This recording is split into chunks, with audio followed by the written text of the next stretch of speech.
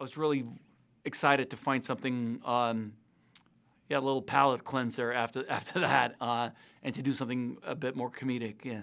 In great hands. I was a fan of Noma's work from before, so I know what a gifted artist that she is. I was a fan of his. And then we get on set together, and it's always nervous. First day of school. So nervous. First day of school, you're so nervous. Are they going to like me? Am I going to do well enough? Yeah. Are they going to take me seriously? Yeah. And here's Noma.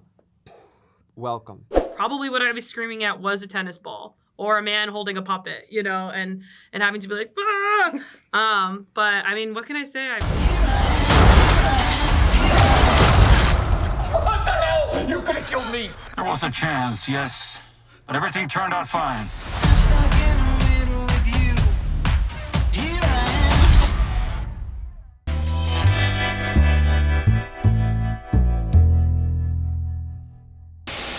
Love this series so much. It's absolutely a blast, and you do such a phenomenal job playing this character. And there's a lot of recurring commentary about eye contact and how much Murderbot doesn't like eye contact.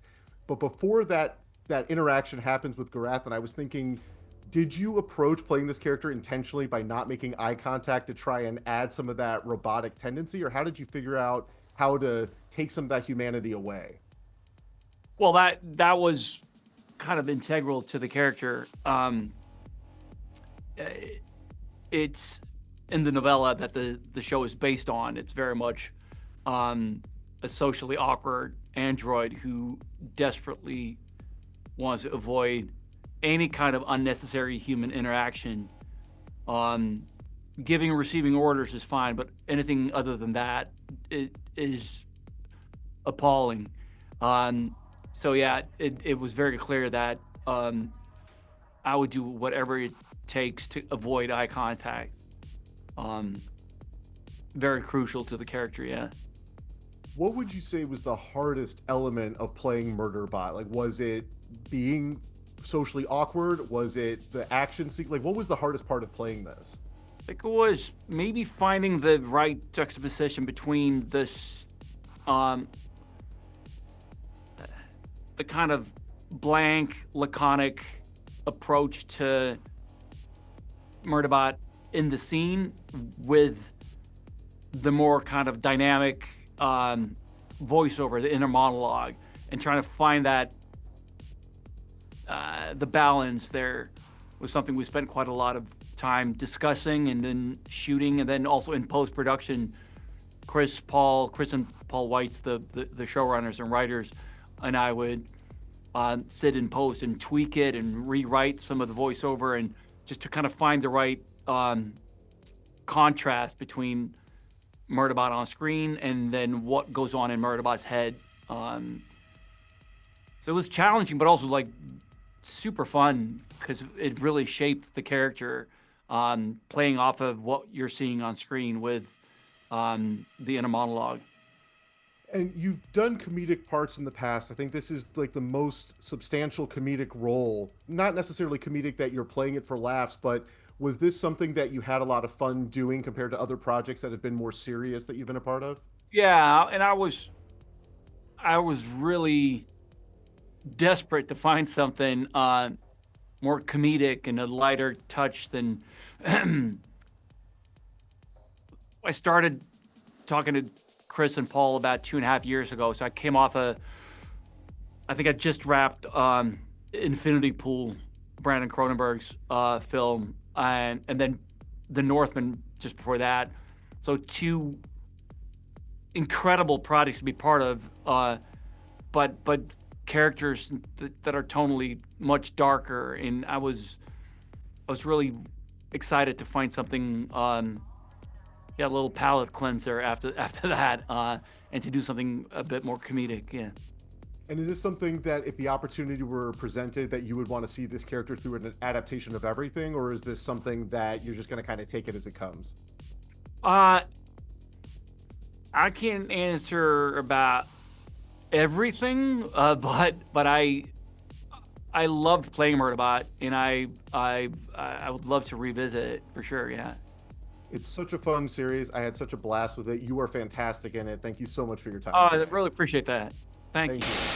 you are two actors that I know that if I see you're in a project, it's going to be awesome. Like, I'm a big fan of both of you and have been for years and years. And the fact that, yeah, the two of you getting to kind of have this arc as characters together in this series is just, it's a really wonderful arc. Did you work together before filming began to kind of orient the relationship between your characters? No, it was right there. The moment I met Noma, I fell deeply in love. I knew I was going to be in great hands. I was a fan of Noma's work from before, so I know what a gifted artist that she is. Fan of his. And then we get on set together, and nervous. First day of school. So nervous. First day of school, you're so nervous. Are they going to like me? Am I going to do well enough? Are they going to take me seriously? Yeah. And here's Noma. Welcome.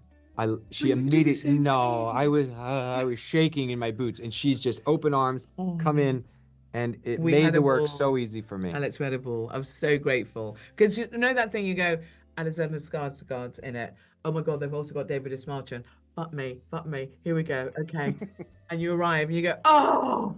You just expand in their presence. And then meeting the other actors, we literally all expanded in each other's presence. That for me is a great day at work. It's the best. It's the best feeling. And it's interesting because these characters, Noma, with Mensa, she is such a purely good person. Like, you just get the sense that she is a good person, and she's struggling under the pressure of kind of having to be the leader and having to deal with these decisions that kind of go against what she's embodied for a long time. How did you feel about her as a person? I liked her. I think she is a good person. I feel that she's a good person who has worked on herself, but maybe I'm projecting, because I think one has to work on yourself to be able to embrace other people and not put yourself in a small space, which I have done in the past, and be making as someone uses the word, smallening myself. But there's something about Mensa, and then you go off into this adventure as a research team, but you realize there's stuff going on, and I'm complex. I'm still got my anxieties, but you don't want to show it. You just want to lead them. You just want to meet them. And then Murderbot arrives into your world, and then you have to figure out what your relationship to it is, and their relationship to you, and that's joyous.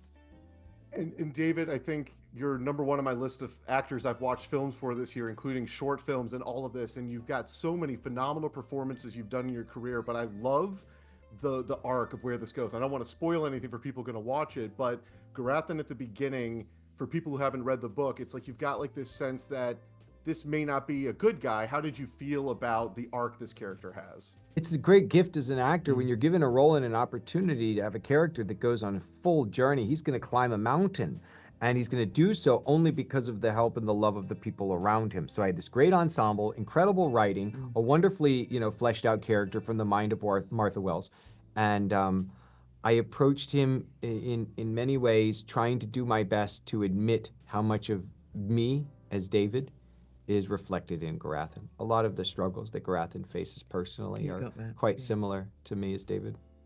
Awesome. Well, you two are phenomenal in this. Glad I got to talk to you both together. I can't wait for everybody to check it out. Thank you so much for your time today. Thank you so much, Alex. Blessings. Thank you. These characters, I loved so much how much I wanted to just hang out with your two characters watching this series. They just seem like genuinely fun, great people to hang out with. And Sabrina, I wanted to start. I think that you might be one of the funniest people I've seen. Like, there's so many small little moments that are just like kind of asides. There's one part where you just kind of like have this guttural scream during an action sequence that it was just so funny and genuine. How do you play something funny and genuine when you're in a story with aliens in outer space and things like that? Thank you. It was not easy because I'm really... I'm sorry. No problem. I'm glad you thought it felt genuine, because at the time, like, probably what I was screaming at was a tennis ball or a man holding a puppet, and having to be like, ah! But I mean, what can I say? I mean, I tried to take Pinley as seriously as I could and try to, like, I'm definitely very hot-headed by nature. Like, I try to be sweet, and I feel like sometimes the awkwardness of being both an angry person but wanting to be soft was something I just felt was very relatable to me, and I felt like it was so clearly on the page. So, glad it came through. It definitely did. And Tattiawna, I wanted to ask you about the subplot, the romantic subplot between your characters that's going on. Was this something that you just played it as like a genuine relationship type thing that's happening that could happen in the real world, or was it intentionally played to be funny? I think there's so much about that relationship that I identify with from my own life and just from being a human being that there wasn't much manufacturing, and certainly working with Sabrina and Akshay, that I feel like we all had a lot of material from our own lives to draw from, that we were able to just really rely on that and live in those innately and genuinely awkward moments that I think we were able to find a really fun depth there that I hope people will recognize their self and their own awkward moments in, because that's what it felt like going through it, for sure. Yeah. Yeah. And I think, Sabrina, there's something that I'm wondering how many people are going to watch this and they're going to think, oh, they're making fun of what our social structure of today is like, with some of like, there's just a lot of funny moments that are making fun of things that we see today. Do you think it's mocking or satirizing the way that culture is today? Or do you think that this is just kind of a funny observation of the world? I definitely don't think it's satirizing. Like, if anything, I mean, I think the show so clearly like loves Preservation Alliance. And that being said, it still recognizes, and I think it says more about us as viewers, and even me as an actor, I'd be like, damn, we are so cringe. Like, I can't believe we're singing and humming and I'm somebody who has like been non-monogamous, and I'm like, some of the ruptures that happen, like, they're so human, and like, I don't think it's trying to satirize like, you know, the culture of trying to be like more open-minded, more progressive. And if anything, it's like, it highlights the realities of like, once you live in it, like, there are innate human reactions. Like, jealousy is very human. Oh, yeah. Like, you know, like with Garathan and Mensa, it's like, you know, love that's not reciprocated. It's all there. And even Murderbot is so valid, and it's like kind of like, this is all super weird, you know, take, but it's ultimately still embracing kindness and empathy at its core. So I don't know. Does that make sense? It does, 100%. I think that because these characters are genuinely likable, they are good people. We don't have people that are duplicitous or mean. They're just genuinely people you want to root for. And I think the two of you did a phenomenal job. It's been a pleasure talking to you. Thank you so much for your time today. Thanks so much. Was such a fan of yours in Open Range and or in Outer Range. And Outer it was Range, such yeah. a phenomenal show, and I never got to see where it went. But having read this series, and I knew that this was going to be kind of a self-contained season, it was so exciting to see you in a character, and you kind of get like a full arc for this character. What was it like playing in this kind of sandbox of sci-fi and special effects and all of that? I was very excited to see sci-fi and green screen and ensemble cast in a totally different light, and it was very refreshing because Outer Range was a heavy show. This was so joy-filled, and the second I met the cast of, you know, Preservation Ox and these space hippies, I just knew that it was a very different ride. Yes, we can talk about deep, dark, scary stuff, but the heart, the love, the joy factor was huge. And I certainly, I don't know, in this time of in this day and time and year, big doses of joy. Yeah, I needed it for sure.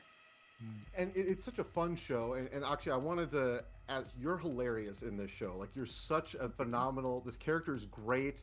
You get to just kind of have like some silly fun moments. Like, your character gets to injure himself, and it's one of those kind of pratfall type funny sequences, but you do it so well, and we don't think that any of these people they're not stupid people. These are all intelligent people.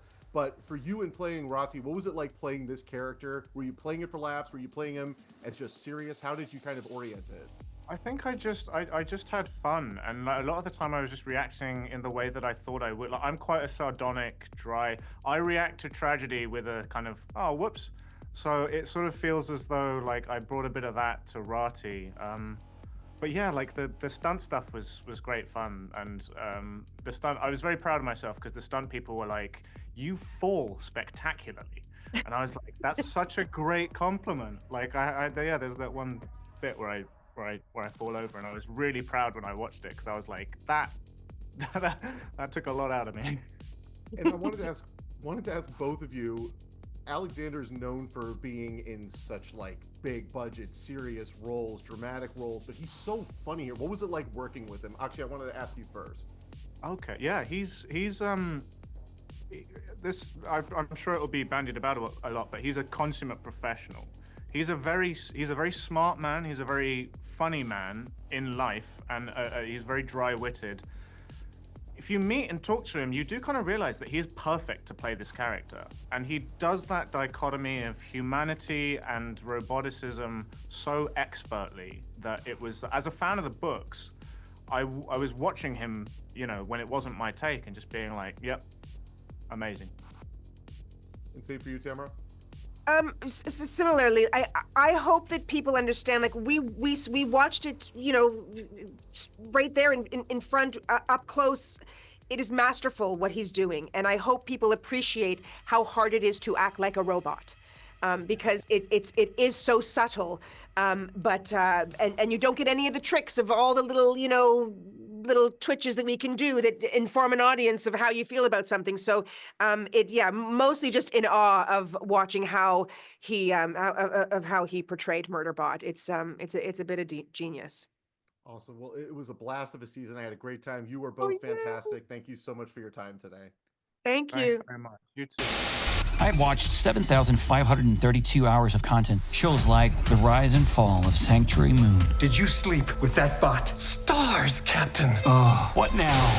I'm very excited to talk to you. This was a book that when I read the whole series a couple of years back, and I was not sure how you adapt it to have the main character not be just a robot. How did the idea come about to kind of enhance the story that way and turn him into that kind of this human element? Well, I think that the main thing is we were actually trying to be really faithful to the book. And so the first season is very much based on the first book. And we didn't take anything out of it. Like, we didn't particularly want to change anything. We didn't particularly want to cut anything. We had to add some stuff. And when we did so, we would call up Martha Wells and say, hey, how do you feel about this idea? And she'd either be into it or she'd say, well, would you think of this instead? One of the key things actually is that Murderbot doesn't want to be human. It thinks being human sucks. And when it looks around, its suspicions are confirmed.